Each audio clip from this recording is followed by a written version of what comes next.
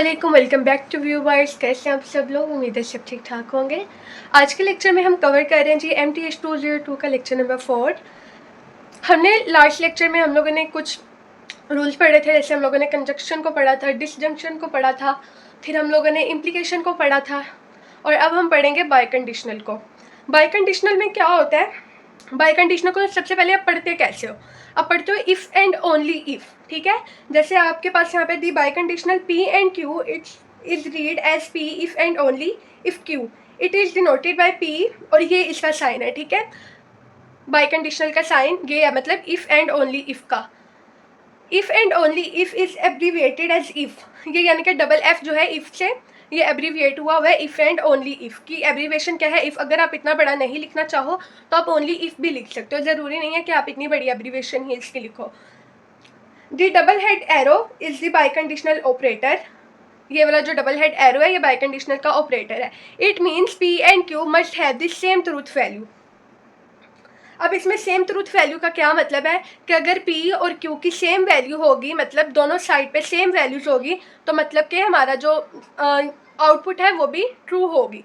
जैसे यहाँ पे भी देखें सेम वैल्यू है और यहाँ पे भी देखें सेम वैल्यू है, तो इन दोनों की आउटपुट क्या है? ट्रू है। लेकिन यहाँ पे देखें P की वैल्यू और है, Q की वैल्यू फॉल्स है, और P की वैल्यू फॉल्स है, तो यहाँ पे Q की वैल्यू T है, तो इस वजह से यहाँ पे ये फॉल्स है, ट्रू वैल्यू नहीं आई। तो आपने बाय कंडीशनल में यही चीज़ याद रखनी है कि अगर बाय कंडीशनल में आपके P and Q must have the same truth value, मतलब इनके अगर सेम ट्रूथ वैल्यू है तो तभी ये बाय कंडीशनल में आपकी आउटपुट ट्रू आएगी, अगर अदरवाइज आपकी आउटपुट ट्रू नहीं आएगी। अब उसके बाद आते हैं जी रिमार्क। रिमार्क में कहा गया है कि इफ़ बोथ आर ट्रू और both are false then P if is true, P if Q is true, यानी कि अगर दोनों ही ट्रू हैं और दोनों ही फॉल्स है तो तब हमारी आंसर क्या आएगा? वो ट्रू आएगा। Otherwise if one is true and one is false and other one is false, तो क्या हमारी आउटपुट क्या आएगी? फॉल्स आएगी। हमारी एक एग्जाम्पल आती है। एग्जाम्पल में क्या है? Identify which of the following are true और फॉल्स। अच्छा, इधर उन्होंने हमें स्टेटमेंट दी हुई है, ठीक है। ये इंग्लिश स्टेटमेंट दी हुई है, जो मैंने मार्कर से लिखा हुआ है, अभी आपने इसको नहीं देखना है, ठीक है। अभी आपने सिर्फ स्टेटमेंट को देखना है। फर्स्ट स्टेटमेंट है हमारे पास 1 + 1 = 3। क्या 1 + 1 तो 2 होता है, लेकिन ये तो इक्वल 3 नहीं है, तो इसलिए हमारी ये वैल्यू क्या हो गई? फॉल्स हो गई। हमारी ये जो फर्स्ट स्टेटमेंट है ये फॉल्स हो गई है। अब इसी तरह से हम देखें इफ़ एंड ओनली इफ़, मतलब कि ये तो हमारा बाय कंडीशनल साइन आ गया। ये हमारी क्या है? स्टेटमेंट 1 है। इफ़ एंड ओनली इफ तो हमारा बाय कंडीशनल क्या है? और अर्थ इज फ्लैट, ये हमारी स्टेटमेंट 2 है। तो फर्स्ट स्टेटमेंट हमारी फॉल्स हो गई है। सेकंड स्टेटमेंट देखिए, अर्थ कोई फ्लैट होता है? नहीं, अर्थ फ्लैट तो नहीं होता, इसलिए ये भी फॉल्स है। तो मतलब हमारी P एंड Q दोनों फॉल्स है, इसलिए हमारी वैल्यू क्या? ट्रू है। अभी हमने यही पढ़ा ना कि अगर बोथ आर क्या नाम है सेम हो चाहिए, बोथ वैल्यू जो है, बोथ स्टेटमेंट जो है हमारी, उनके जो आउटपुट है वो सेम हो चाहिए। मतलब अगर हमारी P स्टेटमेंट फॉल्स है तो Q भी अगर फॉल्स आएगी तो देन हमारी वैल्यू ट्रू है। अगर P ट्रू है तो Q भी ट्रू आएगी, तो हमारी वैल्यू ट्रू है। अब नेक्स्ट आप देखें, स्काई इज ब्लू, स्काई तो ब्लू होता है हमारा, तो ये वैल्यू क्या होगी? ट्रू होगी। लेकिन 1 इक्वल तो नहीं है 0 के, 1 को इक्वल है 0 के, तो इसलिए हमारी ये वैल्यू होगी फॉल्स। अब देखें यहाँ पे P की स्टेटमेंट और है, और जो है हमारी Q इसकी स्टेटमेंट और है, तो इसलिए ये वैल्यू हमारी क्या आ गई? फॉल्स आ गई। इसी तरह से देखें milk is white, true. If birds lay eggs, birds क्या है? हाँ, अंडे देते हैं जो परिंदे हैं, तो इससे हमारी ये भी वैल्यू ट्रू हुई। तो क्या आ गई हमारी वैल्यू? हमारा आंसर क्या आ गया? ट्रू आ गया, हमारी स्टेटमेंट ट्रू हुई। उसके बाद आता है जी 33 इज डिविजिबल बाय 4। क्या 33 4 पे डिवाइड होता है? नहीं, 33 4 पे डिवाइड नहीं होता, इसलिए हमारी ये वैल्यू फॉल्स है। और हॉर्स हैज़ 4 लेग्स, घोड़े के तो 4 टांगे होती हैं, तो ये हमारी ट्रू है। लेकिन देखें यहाँ पे एक फॉल्स है एक ट्रू है, दोनों सेम नहीं है, इसलिए हमारी वैल्यू, हमारा आंसर क्या आ गया? फॉल्स आ गया, हमारी स्टेटमेंट फॉल्स होगी। अब देखें यहाँ पे हमें तो अगर हम लॉजिक हम वैसे देखें, हम कहेंगे कि उन्होंने कहा हुआ है एक्स की वैल्यू हम लोगों ने बड़ी लेनी है 5 से, तो उस हिसाब से तो ये ट्रू हो जाएगा, ठीक है कि 5 से बढ़िया। लेकिन नहीं, यहाँ पे उन्होंने हमें वैल्यू दी नहीं। इस स्टेटमेंट को वैलिड करने के लिए हमें एक और वैल्यू चाहिए थी, जहाँ पे वो हमें एक्स की कोई ना कोई वैल्यू दे दे, लेकिन यहाँ पे इन्होंने हमें एक्स की कोई वैल्यू दी नहीं, इसलिए हम इसको भी फॉल्स कहेंगे। उसके बाद आता है रीफ्रेजिंग बाय कंडीशनल, मतलब कि अब हम बाय कंडीशनल का ये जो हम लोगों ने साइन पढ़ा है इफ़ एंड ओनली इफ़ अभी हमने पढ़ा है, या इफ़ हम लोगों ने पढ़ा है, तो इसके अलावा हम इसके लिए क्या वर्ड्स यूज़ कर सकते हैं? अब देखें फर्स्ट वन है हमारे पास P is necessary and sufficient for Q, मतलब हम ये चीज़ भी इसके लिए यूज़ कर सकते हैं। उसके बाद है if P then Q and converse. Converse का मतलब है कि ये पहले हम लोगों ने पढ़ा है इफ P देन Q, और बाद में हम पढ़ेंगे Q देन P, ठीक है। कन्वर्जी का मतलब ये है। उसके बाद है P is equivalent to Q। अब देखिए हमारे पास एक एग्जांपल है, यहाँ पे हमारा एक ट्रुथ टेबल उन्होंने दिया हुआ है, हमें यहाँ पे उन्होंने एक प्रॉपर पूरा लॉजिकल एक्सप्रेशन दिया हुआ है। अब हमने इसको सोल्व करना है। इसको सोल्व करते हैं। सबसे पहले हम लोग ये देखेंगे कि इसके अंदर हमारे पास कितने स्टेटमेंट है। हमारे पास इसमें 2 स्टेटमेंट, मतलब पी और क्यू ही है सिर्फ। हमने पी और क्यू लिख लिया। इसका टेबल आपको हम लोगों ने पिछले 3 लेक्चर में हमने टेबल को ही बनाना सीखा है, तो मुझे नहीं लगता कि हमें अगेन टेबल को एक्सप्लेन करने की ज़रूरत है कि हमने टेबल को किस तरह से बनाना है। लेकिन अगर फिर भी देखते हैं तो मैं एक दफ़ा आपको अगेन बता ही देती हूँ। कुछ न्यू स्टूडेंट्स भी होते हैं जो डायरेक्ट मतलब कि जिन्होंने पीछे से लेक्चर्स नहीं देखे होते, वो न्यू आते हैं चैनल पे। अब देखें यहाँ पे हमारे पास दो स्टेटमेंट्स हैं, मतलब 2 ही वैल्यूज़ हैं, पी और क्यू है। तो मतलब 2 का अगर हम लोग स्क्वायर लें तो 2 का अगर हम लोग स्क्वायर लें तो हमारे पास 4 बनता है, मतलब 4 का टेबल बनेगा हमारा। अब पी और क्यू का हम टेबल बनाएंगे, true true true false false true false false, ठीक है। अब देखें यहाँ पे उन्होंने क्या है, पी बाई कंडीशनल क्यू। हम लोगों ने पहले हमारी ये लेफ्ट हैंड साइड को फाइंड कर लिया, लेफ्ट हैंड साइड को हम लोगों ने फाइंड कर लिया है। पी बाई कंडीशनल क्यू या P if and only if Q या पी इफ क्यू, ठीक है, ये आप कह सकते हो इसको।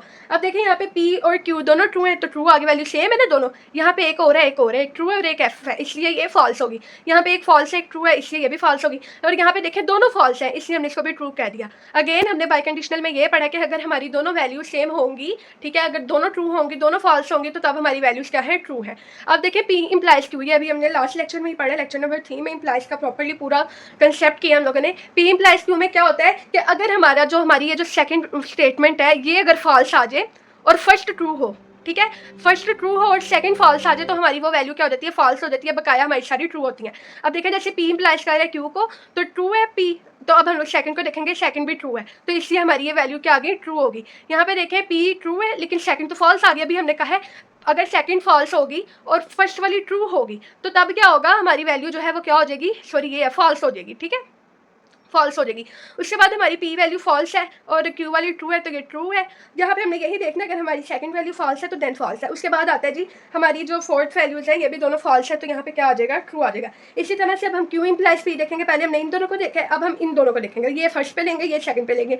अब देखिए क्यू ट्रू है और पी भी ट्रू है, ठीक है, लेकिन अब देखें यहाँ पे क्यू फॉल्स है तो यहाँ पे पी ट्रू है, तो ये भी ट्रू है। लेकिन ये देखें अब यहाँ पे क्यू ट्रू है और पी फॉल्स है, तो हमने यहाँ फॉल्स ले लिया। अब आप कहेंगे यहाँ पे तो हमने इस पे फॉल्स लिया था, अब हम इस पे क्यों ले रहे हैं, जो हमारी पहले स्टेटमेंट होगी उसको हम फर्स्ट कहेंगे, जो सेकंड होगी उसको हम सेकंड कहेंगे। यहाँ पे भी हमने ऐसे किया, यहाँ पे हमने क्यू पहले था इसलिए हम लोगों ने क्यू को फर्स्ट स्टेटमेंट का है और पी को सेकंड स्टेटमेंट का है, तो हम लोग उसी तरह से टेबल को फॉलो कर रहे हैं। अब देखें यहाँ पे क्यू भी फॉल्स है और पी भी फॉल्स है, इसलिए यहाँ पे क्या आ गया, ट्रू आ गया। अब हम क्या करेंगे, उन्होंने कहा है अब हमारे पास ये भी फाइंड हो गया, ये भी फाइंड हो गया, ये भी फाइंड हो गया, लेकिन अभी हमारे पास ये एंड वाला ऑपरेट नहीं फाइंड हुआ, जो हमारा ऐसे ये पूरा फाइंड होगा।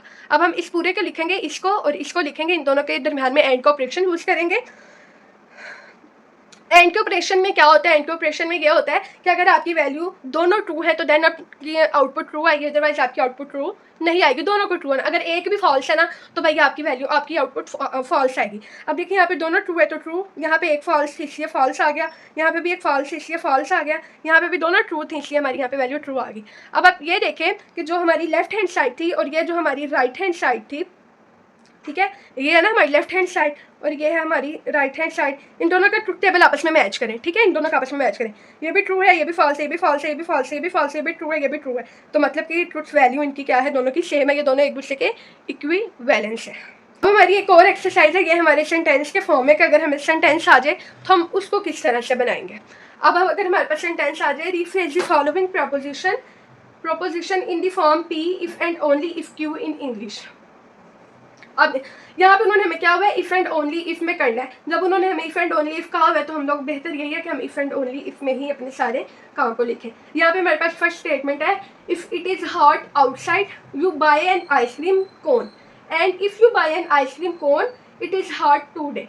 अब देखिए अब यहाँ पे हमारे पास एक स्टेटमेंट दी है, इस स्टेटमेंट का सीधा सीधा मतलब यही है। देखें यहाँ पे हमारे पास दो स्टेटमेंट आ गए, अंदर एंड का वर्ड यूज हो गया, and if you buy an ice cream cone it is hot today, मतलब दोनों का मतलब सेम ही है। अब देखें यहाँ पे उन्होंने कहा है you buy an ice cream cone if and only if it is hot outside, मतलब आप आइसक्रीम कोन तभी ले सकते हो जब गर्मी है, या आप ये भी कह सकते हो, या आप पहले ये भी लिख सकते हो कि it is hot outside if and only if you buy an ice cream, मतलब कि अगर बाहर गर्मी है तो तभी आप आइसक्रीम को खरीदोगे, वैसे आप आइसक्रीम को नहीं खरीदोगे, मतलब दोनों का मीनिंग सेम ही है। अब यहाँ देखें, यहाँ पे if you read the newspaper every day you will be informed and conversely, you will be inform if and only if you read the newspaper every day. अब देखें जो इन्फॉर्मेशन होती है ना, जिस चीज़ को आपने करना होता है, जो चीज़ आपकी इम्प्लीमेंट हो रही होती है, जैसे आपको कोई इन्फॉर्मेशन चाहिए, आप कहोगे मुझे इन्फॉर्मेशन चाहिए, आप लोग यहाँ पे अब ये भी कहोगे कि हम लोग तो पहले ये भी लिख सकते हैं, read the newspaper every day if and only if you will be inform. ठीक है, आप ये भी कह सकते हो, लेकिन यहाँ पे मैं आपको एक चीज़ समझाना चाहूँगी कि आपको एक इन्फॉर्मेशन चाहिए, और वो इन्फॉर्मेशन आपको कब मिलेगी, जब आप न्यूज़पेपर को रोज़ पढ़ोगे। ठीक, will be inform if and only if you read the newspaper every day. आपको मेरे ख्याल से आपको समझ आ गई होगी कि आपने किस तरह से इनको कन्वर्ट करना है। अगर ना समझ आई तो आप कमेंट बॉक्स में पूछ सकते हैं। उसके बाद हमारे पास उन्होंने एक और टेबल दिया हुआ है। इस लेक्चर में ज़्यादा से ज़्यादा ट्रुथ टेबल्स हैं जो आपने सोल्व करने हैं। अच्छा, ट्रुथ टेबल है आपके पास, ये हमारे पास एक उन्होंने एक्सप्रेशन प्रॉपर कंप्लीट दिया हुआ है, ये वैसे उन्होंने सोल्व करने के लिए दे दिया। इसमें कोई हम लोगों ने लॉजिक नहीं बतानी, कोई इक्विवेलेंस नहीं बताना कि है कि नहीं है, या कुछ भी हम लोगों ने इसके अंदर एक्सप्लेन नहीं करना।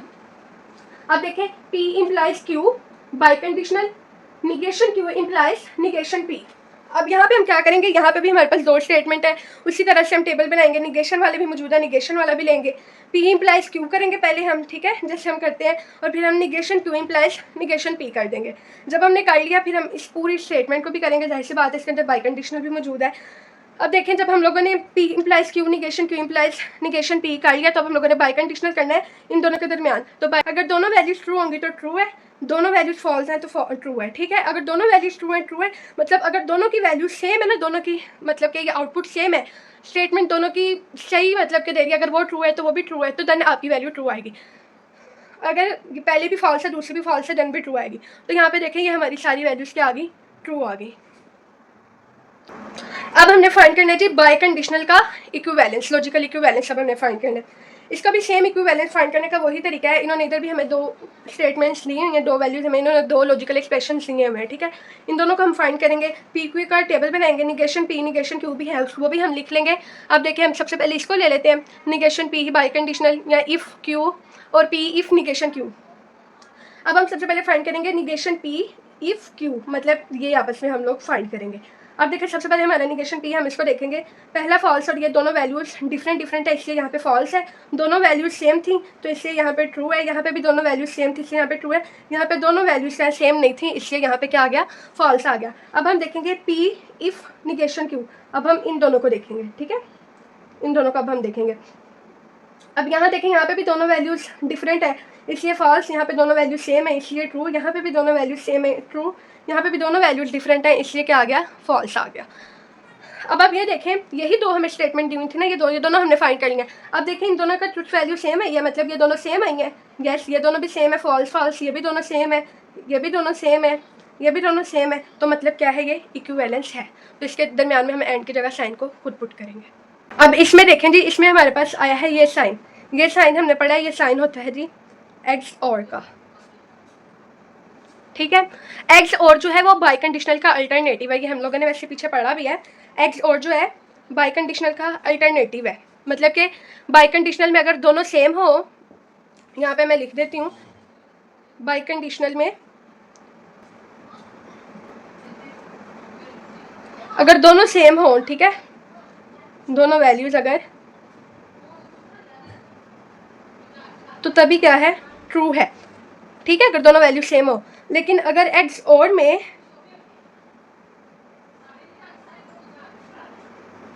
दोनों वैल्यू सेम हो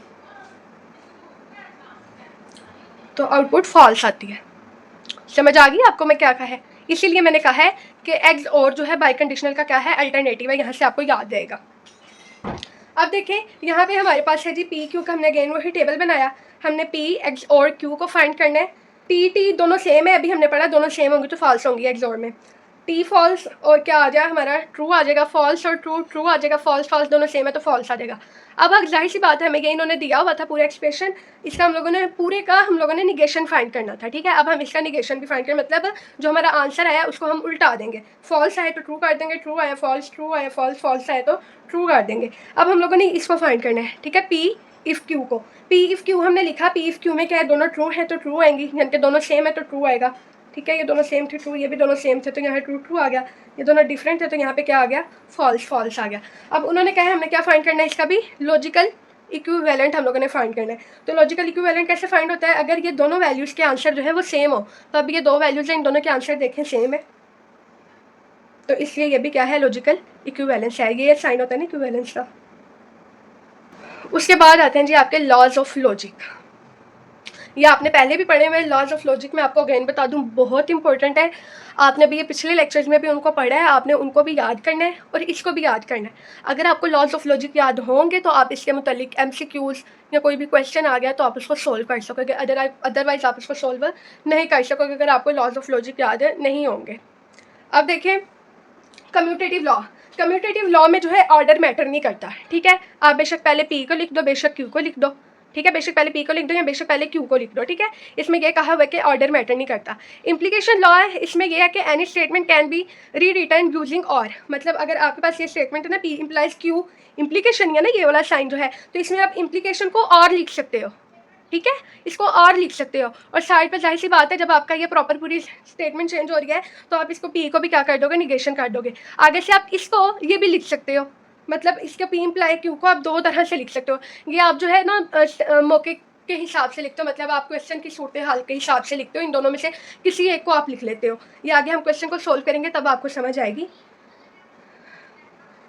उसके बाद आता है जी आपका exportation law. P and Q imply क्या कर रहा है, R को इक्वल। अब जब ये पूरा ही इसको इम्प्लाई कर रहा था ना, तो अब ये भी अलग से इसको इम्प्लाई करेगा और ये भी अलग से इसको इम्प्लाई करेगा, ठीक है। P imply Q imply R, मतलब कि ये एक चेन चल गई है ऐसे, बिल्कुल इसने P को किया, P ने Q को किया, आगे से Q ने R को कर दिया, एक चेन की फॉर्म में चला गया। उसके बाद आता है इक्विवेलेंस। इक्विवेलेंस में ये है P if only if Q mean both must imply each other, मतलब कि इसका मतलब इस दो एरो का मतलब ये है, बाय कंडीशनल का मतलब ये होता है कि P Q को भी इम्प्लाई कर रहा है और यहाँ से Q जो है P को भी इम्प्लाई कर रहा है, P इसको भी इम्प्लाई कर रहा है और यहाँ से ये इसको भी इम्प्लाई कर रहा है। इसका मतलब है ये है, और मिड में एंड का साइन यूज होता है। उसके बाद आता है रिडक्शन एंड अब्सर्डम। इसमें यह है P imply Q equal P and negation Q imply C। यहाँ पे C को कंट्राडिक्शन लिया गया, हमने पीछे पढ़ा ना कंट्राडिक्शन। कंट्राडिक्शन में क्या आती हैं, सारी वैल्यूज फॉल्स होती हैं। उसके बाद अब आपको कुछ उन्होंने लॉजिकल एक्सप्रेशन दिए हुए हैं जिसमें ये वाली सारी जो लॉज ऑफ लॉजिक है ना, ये सारे लॉज ऑफ लॉजिक जो है ये सारे यूज होंगे। इसलिए इधर इन्होंने कहा हुआ है एप्लीकेशन है अभी उसकी लॉज ऑफ लॉजिक की। फिर उन्होंने कहा री right this statement form without using this symbol. अब इसमें उन्होंने हमें ये जो लॉजिकल एक्सप्रेशन दिए हैं, मैंने इसमें ये सिंबल जैसे इम्प्लाई का है और बाई कंडीशनल का सिंबल है ना, उन्होंने कहा है कि इसको लिखे बगैर आपने, मतलब कि इनको नहीं आप लिखना, अब आपने इनको री राइट करना है। और जब आप री राइट करोगे इन सिंबल्स के बगैर तो आपको लॉज ऑफ लॉजिक की ज़रूरत पड़ेगी, जो आपने लॉज ऑफ लॉजिक पढ़े हैं, ठीक है। अब देखते हैं हम लोग अपने इस फर्स्ट क्वेश्चन को। ये है जी हमारा सबसे पहले वाला question, P and negation Q implies R। अब ये देखें आप P and negation Q implies R, इसको हम पहले ऐसे ब्रैकेट दे लेते हैं ताकि हमें समझ आ जाए ये स्टेटमेंट प्रॉपर पूरी है क्या। इसमें हम लोगों ने इम्प्लीकेशन लॉ अप्लाई किया है। जैसे देखें ये हमारा इम्प्लीकेशन लॉ था ना P इम्प्लाइज Q वाला, ठीक है। तो ये क्या था, फर्स्ट स्टेटमेंट जो P थी उसके साथ निगेशन और इम्प्लाई की जगह क्या आना है, और आना है। इसी तरह से ये देखें इसको उन्होंने क्या कहा है, ये होगी P और ये होगा Q हो गया। तो P इम्प्लाइज Q में क्या था कि जो P वाली वैल्यू उसके साथ ये निगेशन और ये इस इम्प्लाई की जगह और आ गया, और का सिंबल आ गया, ठीक है। उसके बाद हमारा सेकंड लॉजिकल एक्सप्रेशन आता है। यहाँ पे अब आप ये देखें कि इन दोनों पे अलग अलग से क्या नाम है, इम्प्लीकेशन लॉ जो है अप्लाई हुआ है। सबसे पहले निगेशन P और R आ गया, ठीक है, बाई कंडीशनल ऐसे ही, और इधर निगेशन Q और R आ गया, मतलब जो फर्स्ट वैल्यू है उसके साथ क्या आना है, निगेशन आना है, और इम्प्लाई की जगह क्या आना है, और आना है। यहाँ पे भी ऐसे ही हुआ है, ठीक है, सेपरेट सेपरेट हुआ है। अब हमने सोल्व करना है इसको। इसमें हम लोग अप्लाई करेंगे इक्विवेलेंस के फार्मूले के। इक्विवेलेंस के फार्मूले को कैसे अप्लाई करेंगे हम लोग, ये देखें जैसे हम लोगों ने लॉज ऑफ लॉजिक में इक्विवेलेंस पढ़ा है ना, अभी हम लोगों ने ये देखें P बाई कंडीशनल Q, मतलब हमारे पास दो वैल्यूज हैं और इनके दरमियान बाई कंडीशनल Q है, और इसको उन्होंने इस तरह से लिखा हुआ है, पहले P इम्प्लाई Q फिर एंड Q इम्प्लाई P, इस तरह से लिखा ना। अब ये देखें ये भी हमारे पास ऐसी वैल्यू है पूरी, P बाई कंडीशनल Q, ऐसी वैल्यू ना जैसे हमारे पास ये है इक्विवेलेंस में, सेम वैल्यू आ गई ना हमारे पास। अब हमने इसको इस हिसाब से हम लोगों ने ऐसे सोल्व करना है। अब जैसे हमारे पास ये है P, तो हम लोगों ने इसको ऐसे ही लिखा, P इम्प्लाई Q करेंगे हम लोग पहले, ठीक है, फार्मूले के मुताबिक P इम्प्लाइज Q करेंगे। P वाली स्टेटमेंट हम लोगों ने लिखी, इम्प्लाई लिखा, और ये Q वाली स्टेटमेंट हम लोगों ने लिख दी। उसी तरह से फिर उन्होंने क्या कहा है, एंड यूज होना है, एंड यूज किया, फिर एंड यूज किया, और फिर आई Q वाली स्टेटमेंट, और फिर इम्प्लाई P वाली स्टेटमेंट। ये आप लॉज ऑफ लॉजिक को याद करेंगे तो आप इजीली इसको सोल्व कर पाओगे, अदरवाइज आपसे ये सोल्व नहीं होगा बिल्कुल भी। उसके बाद आप क्या आता है जी, अगेन अब इसके ऊपर इम्प्लीकेशन लॉ पुट होगा, क्योंकि और हम यहाँ पे छोड़ देते हैं, लेकिन अभी भी इसके अंदर ये इम्प्लीकेशन लॉ का साइन आया हुआ है। उन्होंने क्या क्या हमें ना इम्प्लीकेशन लॉ का साइन आया सॉल्व करते हुए और ना बाई कंडीशनल का है। तो इससे अब हम इसको भी खत्म करेंगे, इसको भी इस तरह खत्म करेंगे कि ये वाली पूरी स्टेटमेंट हमारी पी है और ये वाली पूरी स्टेटमेंट हमारी क्या है, क्यू है। पी इम्प्लाइज क्यू, पी के साथ हमारा क्या आएगा, निगेशन, इम्प्लाई की जगह और क्यू वाली वैल्यू हमारी ऐसे ही आ जाएगी। ये एंड ऐसे ही रहेगा, यहाँ पे भी ये पी समझ लें, ये क्यू समझ लें, पी वाली अमाउंट के साथ निगेशन और इम्प्लाई की जगह और ये क्यू हमारा इसी तरह से आ जाएगा। तो याद अगेन हमारे पास नेक्स्ट एक और एग्जांपल है, rewrite the statement from negation p और क्यू इम्प्लाइज और negation q to a logical equivalent form that uses only negation and and. इसमें उन्होंने कहा है uses only negation and and, इसके अंदर सिर्फ हम लोग निगेशन को और एंड को यूज कर सकते हैं। ये जो आर और इम्प्लाई का साइन है इसको हमने यूज नहीं करना, ठीक है। सिर्फ हमने यूज करना निगेशन और एंड वाला, हम लोगों ने मतलब जो फाइनल आंसर लाना है ना उसके अंदर निगेशन और एंड का साइन हो, उसके अलावा कोई साइन ना हो। अब हमारे पास ये कुछ वैल्यू है, यहाँ पे भी देखें हम इसको इस तरह से कह सकते हैं कि ये हमारी है पी और ये हमारी है क्यू, ठीक है। इसको पहले हम लोगों ने ब्रैकेट में दे दिया है ताकि हम इजीली समझ जाए। अब देखें ये हमारे पास क्या है, पी और ये हमारे पास है क्यू। हम इसको ऐसे समझ लेते हैं, फिर हम इसको सॉल्व करते हैं। अब देखिए अगर हम लोग पी इम्प्लाई क्यू का फॉर्मूला देखें वो ये था, पी इम्प्लाई क्यू इक्वल था निगेशन पी और क्यू के, लेकिन इसमें उसने कहा कि हम लोगों ने सिर्फ एंड और निगेशन को यूज करना है। चलिए ठीक है, निगेशन तो यूज कर लेंगे, लेकिन यहाँ पे तो और है ना, इसलिए हम लोग इस वाले फार्मूले को इस्तेमाल नहीं करेंगे। इसका हमारे पास इम्प्लीकेशन लॉ का एक और सेकंड फार्मूला था जो कि कुछ न्यू था, negation P and negation Q वाला। निगेशन होल ब्रैकेट के बाहर निगेशन था, पी एंड निगेशन क्यू। आप ये समझ लें तब ये हमारे पास नहीं है, ये जो हमारे पास ऊपर वाली वैल्यू थी निगेशन पी और क्यू, इसका इन लोगों ने इसी तरह से लिखा, ठीक है। पी एंड इसको अब निगेशन क्यू दे दिया, और की दफ़ा हमारे पास पी के साथ निगेशन था, एंड की दफ़ा हमारे पास क्यू के साथ निगेशन था, और उसके बाद ये हमारी होल ब्रैकेट के साथ भी क्या आएगा, निगेशन का साइन आएगा। तो इस वजह से यहाँ पे इन्होंने फार्मूला इस्तेमाल किया है इसका, negation P and negation Q वाला। इसलिए मैं आपको कह रही हूँ लॉज ऑफ लॉजिक को याद करना आपके लिए बहुत अहम है। जब तक आप लॉज ऑफ लॉजिक को याद नहीं करेंगे आपसे ये चीज़ें सॉल्व नहीं होंगी, आप क्वेश्चंस को नहीं कर पाएंगे।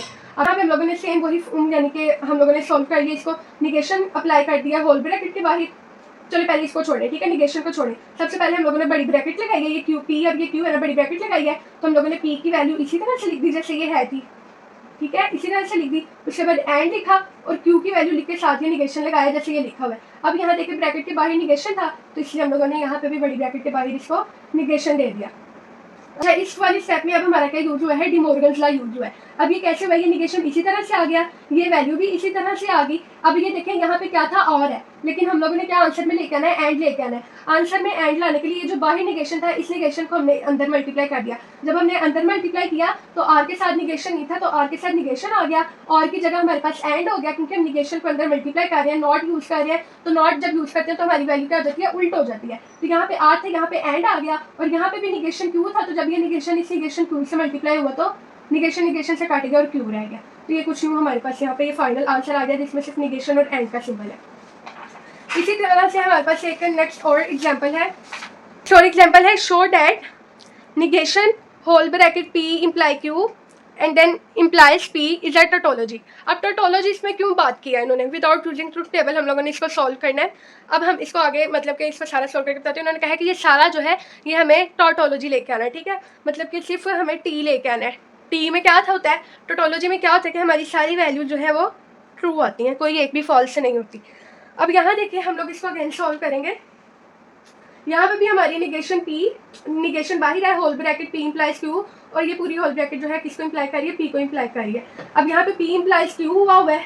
अब यहाँ पे देखें आप इस ब्रैकेट में देखें पी इम्प्लाई क्यू हो रहा है, सिंपल पता लग रहा है। और यहाँ पे हमने क्या पुट कर दिया, यहाँ पे हम लोगों ने निगेशन इम्प्लीकेशन का यानी कि लॉज ऑफ लॉजिक में जो इम्प्लीकेशन लॉ है वो हम लोगों ने यहाँ पे अप्लाई कर दिया। कैसे, पी इम्प्लाई क्यू का हमारा फॉर्मूला था negation whole bracket p and negation q, ठीक है। उसके बाद इसने इम्प्लाई कर दिया पी को, ये वाला जो निगेशन साइन है वो ये वाला है जो क्वेश्चन में दिया हुआ है। उसके बाद आगे आए तो अब ये देखें यहाँ पे हमारे पास आ गया है P and negation Q implies P. अब ये वाला जो निगेशन है और इस निगेशन से ये कट हो गया, तो बताया हमारे पास बचा P and negation Q implies है पी। अब क्या हुआ है हमारे पास, अब देखें ये डिफरेंट वैल्यूज है। यहाँ पे हम लोगों को कहा गया था कि ये जो पी है ये पी इम्प्लाई क्यू है, जो पी इम्प्लाई क्यू है ना, यहाँ पे हमारे पास जो है पी एंड निगेशन क्यू के साथ निगेशन यूज होगा, और यहाँ पे जो इम्प्लीकेशन है इसकी जगह पे क्या आएगा, आर यूज होगा। मतलब यहाँ पे हमारा फार्मूला यूज हुआ है निगेशन पी और क्यू, ठीक है। यहाँ पे हमारा ये वाला फार्मूला इस्तेमाल हुआ है, इसके साथ हमारा ये वाला फार्मूला इस्तेमाल हुआ है। ये पी थी, ये वैल्यू हमारी पी है, और ये वाली वैल्यू हमारी क्यू है, और ये इम्प्लाई कर दिया क्यू को। तो इसमें हमने जो फार्मूला पढ़ा था इम्प्लीकेशन लॉ का, तो वो हम लोगों ने यहाँ पे पुट कर दिया। अब ये देखें, अब ये जो निगेशन बाहर था ये अगेन यहाँ पे अंदर मल्टीप्लाई हो गया। तो अंदर जब मल्टीप्लाई हो गया तो पी के साथ कुछ भी नहीं था, तो निगेशन पी हो गया, एंड की जगह और आ गया। अब अगेन जब ये निगेशन इस निगेशन से मल्टीप्लाई हुआ तो वो कट होकर क्यू बच गया, और यहाँ पे और पी आ गया, क्योंकि ये अपनी ब्रैकेट के साथ मल्टीप्लाई हुआ है, ये इसके साथ मल्टीप्लाई नहीं हुआ, अपनी ब्रैकेट के साथ ये मल्टीप्लाई हुआ है निगेशन जो है। अब अगर हम ये देखें, हम लोगों ने मल्टीप्लाई करके इस एक्सप्रेशन को ले हैं। अब आगे आप ये देखें कि ये जो निगेशन पी और निगेशन पी और पी, जब हमारे पास दो वैल्यूज हैं जो आपस में उल्ट होती हैं, दो स्टेटमेंट जब आपस में उल्ट होती हैं, एक सही होती है और एक नॉट में होती है, मतलब निगेशन पी और पी, ये भी हमने लॉज ऑफ लॉजिक में पढ़ा था, ये इक्वल होता है टी के।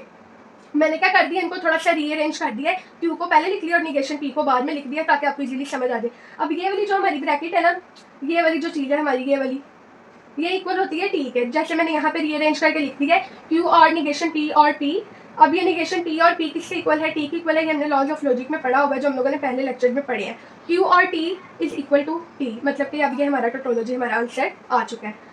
उम्मीद है आपको लेक्चर अच्छा लगा होगा। ये लेक्चर थोड़ा कम्प्लेक्स था, क्योंकि लॉज ऑफ लॉजिक जहाँ अप्लाई होने होते हैं, जब तक वो याद ना हो तब तक वो समझ आना थोड़ा मुश्किल होते हैं। तो इसीलिए आपसे मैं बार बार यही कहूँगी कि आपने लॉज ऑफ लॉजिक को याद रखना है। चैनल को सब्सक्राइब कीजिएगा और साथ वाले बेल आइकन को प्रेस करना मत भूलिएगा, ताकि जब भी मैं लेक्चर को अपलोड करूँ आपको नोटिफिकेशन मिल जाए। दरअसल तकरीबन 3 सीरीज स्टार्ट हुई है, एक MTH 202, एक CS 601, और साथ ही साथ MGT 503 भी स्टार्ट हुई है। तो इस वजह से लेक्चर्स को मैनेज करके अपलोड करना पड़ता है। तो थोड़ा सा आप भी पेशेंस रखें और मुझे सपोर्ट करते हैं, ताकि मैं मोटिवेट रह के मजीद आपके लिए इस तरह से मेहनत करती रहूँ। मिलते हैं आपसे नेक्स्ट लेक्चर में, तब तक के लिए अल्लाह हाफिज़, जज़ाकल्लाह, थैंक यू सो मच।